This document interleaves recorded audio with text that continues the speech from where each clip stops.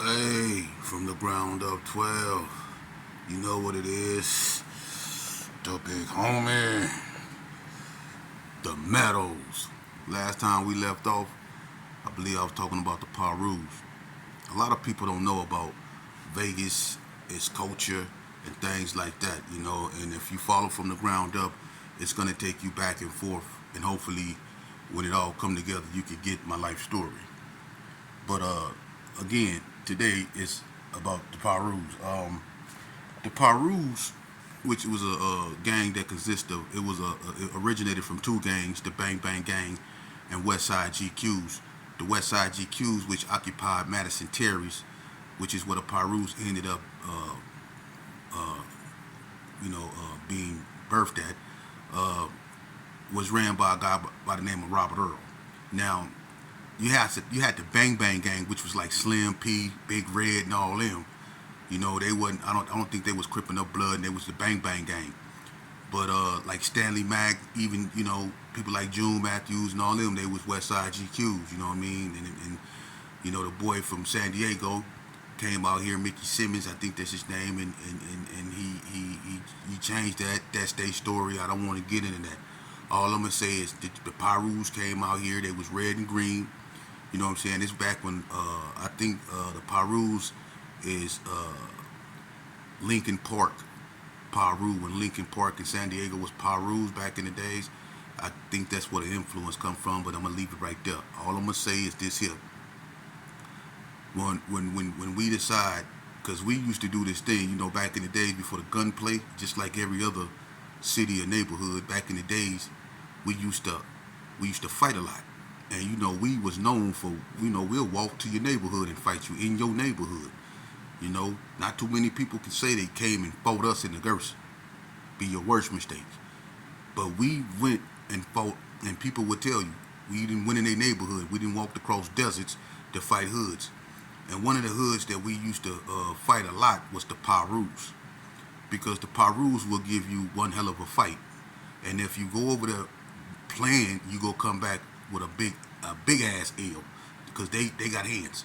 But on this particular day, we went through there, and we came through the desert, and they had this like hole in the wall, because off Orange Street there was no development right there, and that's right now it's developed all over there, but back then there was really no development. It was like head west and a couple of restaurants and stuff like that, an arcade and all that set on the front street of Orange, but in the back of it was just pure desert. And then when you walk through the desert, you will reach Madison Terry apartment, which was that when you would come to an alley, which was blocked off by a real brick wall, long brick wall, and there was a hole in that brick wall, and right next to the brick wall was a basketball court. And if you go through the brick wall, you would be in like right in the big like in the alley, but it led to a big old parking lot which separated the Evergreens from the Madison Terrace. They was like the same apartments, but a parking lot separated the two or whatever. But when we went through the desert, I guess we decided, you know, we was gonna try to all fit through this little hole, and that was our worst mistake, because some Pirus was on the basketball court, you know what I'm saying, and they was in their hood. So when we was trying to come through the wall, the ones that was on the basketball court, they ran off the basketball court, and that's when the fight started. Now they was repelling the ones that was coming through that wall. They couldn't really get through that wall, so they started scaling the wall. And that's when the fight really got going. And everybody remember how Stanley Mack was running backwards, knocking dudes out. I ain't gonna lie, them Pirus was knocking people out there. And the boy from Piru, Emery Gary, got through the window by Danny McCoy. He got through a car window, so he was slumped. You know what I'm saying? But we went over there that day. We was fighting hard, but them Pirus, they can fight, man. You know what I'm saying? It was like three Gersons on one Piru, but the Piru was handling them. You know what I'm saying? But like I say, we got those numbers. But it was one hell of a fight. I ain't gonna say we smashed the Pirus, because a bunch of us went back with limps, and I'm not gonna say I was actually participating in that, because I was young. You know what I mean? So I didn't really to participate in that type of activity back then. But I know a lot of my homeboys came back with lumps and ooh wee knots on their motherfucking head. So it wasn't like they went over there and smashed them. So we gonna say they went over there and had one hell of a fight, and we gonna leave it at that. Alright. But now the Pirus, They was a unique gang because they had some vicious dudes over there. You know what I mean? Like the Joker, Tony Poole. This dude right here, man. I remember Tony Poole. He tricked Charlie Boy from Donna. Right? He called Charlie Boy. I think at Stop and Shop. I told you about this story. Stop and Shop. Called Charlie Boy up there. He said, "Let me holler at you, man." Wanted to talk to him like he wasn't know nothing. You know what I mean? So I don't know why Charlie Boy thought it was safe to go to that cop, but the Joker played him like, "Let me talk to you, let me holler at you, man. I ain't on nothing." You know what I'm saying? And I guess Charlie Boy felt like he wanted to have an OG talk or something. As soon as he went to that car, Tony Poole unloaded on him. Pop, pop, pop, pop, pop, pop, pop, pop, pop, pop, pop, pop. Had Charlie Boy walking around there with the Bible. For real, changed him. Changed his spirituality, lit him up, had him out there smoking. You know what I mean? Everybody remember that when Tony Poole lit him up. You know what I mean? But nevertheless, let's move on to me because this is my life story. Now, what I would say is this here. When the Donnas came out, they awakened, let's just say the whole North, because Northtown was just full of Mexican gangs. The GQs was dying off, so when Donna came out, White Street, which was just a street called White, but it's a bunch of houses over there in that area, so that whole area of houses is just called White Street, but it's really just one street that they sold drugs on. And from White Street, you have names like Jesse Bright, Noel Bright, the White Boy Tiger, Cheese, Arab, Lunatic, Big Country, the black one and the white one, D-Dub, E-Wack, his brother Devon, you know what I mean, David Roach. You had a bunch of dudes up over there that sold a bunch of dope. That was like a dope stretch. But when Donna came out, they became a gang. Then you had the ABMs, the Anybody Murderers. They came out. Then you had the, Northtown Gangsters. I talked about them. You had the Hard Time Hustlers. You had Dogtown. You had Ellis Street Mafia. All these come out after the influence and the rise of the Donna Street Crips. You know what I mean? But nevertheless, I remember, when like I say, the West Coast Bloods killed my own boy L.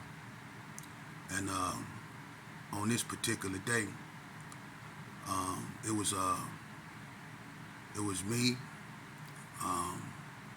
me, Lil Derek, me, Trip Mag, which is Lil Derek, we call him Lil Derek, and Weasel. I never liked Weasel. You know what I mean? Weasel was a dude that they used to always confuse me with, dark-skinned dude, bad. But Weasel ended up Weasel a rat, you know what I'm saying? And he got ran off. But on this day, we was together. And this, like, right after L got killed, right? And Lil Derek had this, like, gold Cadillac two-door, and he was a real short dude. So when he used to drive, he used to sit on a phone book. You know what I mean? But he was one of the youngest dudes and one of the first youngest dudes in our neighborhood to have a car. He was 14 years old with an orange Thunderbird. But he always had money. But anyway, on this particular night, we out rolling around, we drinking, we bumping. These are the tales, the freaky tales. These are we bumping Too Short. You know what I'm saying? We feeling ourselves. You know what I'm saying? So we rolling around, but we being kind of careful. You know what I'm saying? This when the Nasty Boys was out now. Nasty Boys was coming around, so we gotta watch these black vans and these cats and these ski masks. You know what I mean? So we rolling around, we dipping and stuff like that. We end up on Bonanza, and we end up on Martin Luther King headed toward Bonanza. So when we go up that way, we got the Jets on this side, you got AM/PM on this side. So when we pull up, we see I knew who they was. It was D-Rick and Jericho. We see them. I see them go in the store. I say, hey, there goes some. I was disrespectful. I said, hey, there goes some slobs right there. So Trip Mac was like, well, I'm like, they just went in the store. So we pull up to the gas pump, and Weasel, he get out the car, and I'm like, man, don't do that, nigga. Don't we might. He was like, man, I'm finna go look in the store. So Weasel went in there and like looked in the window and came running back. He was like, some slobs. So he was like, we gonna get them when they come out. I was like, well, how we gonna get them? We parked by the pump. He pulled off from the pump. He busted you, and he bagged up. So when they came out the car, we can just drive off in front of them. And when they came out the store, they had 40s.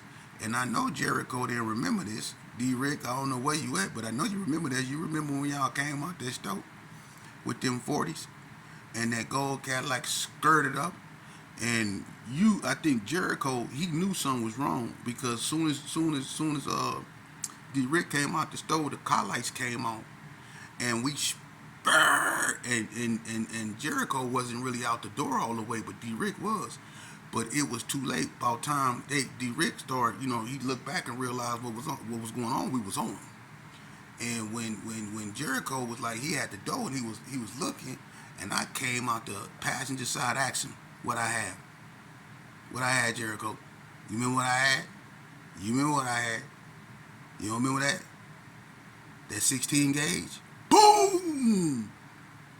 That motherfucker song, huh? Boom!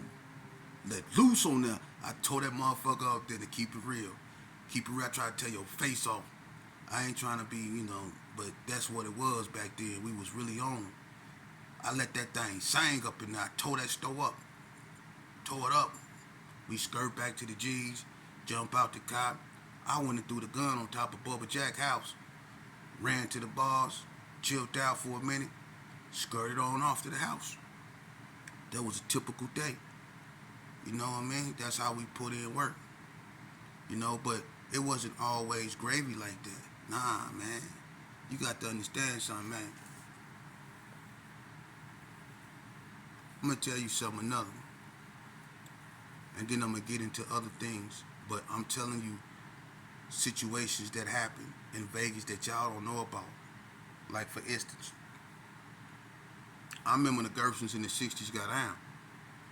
And Baby Cal from 6-0 dropped cornbread.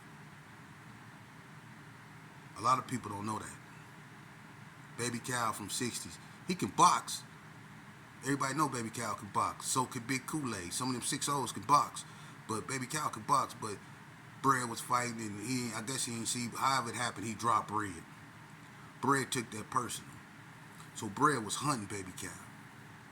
I heard he got the drop on him and carry arms, and he was standing out there with Mad Meech, Jesse Pullins, and somebody else.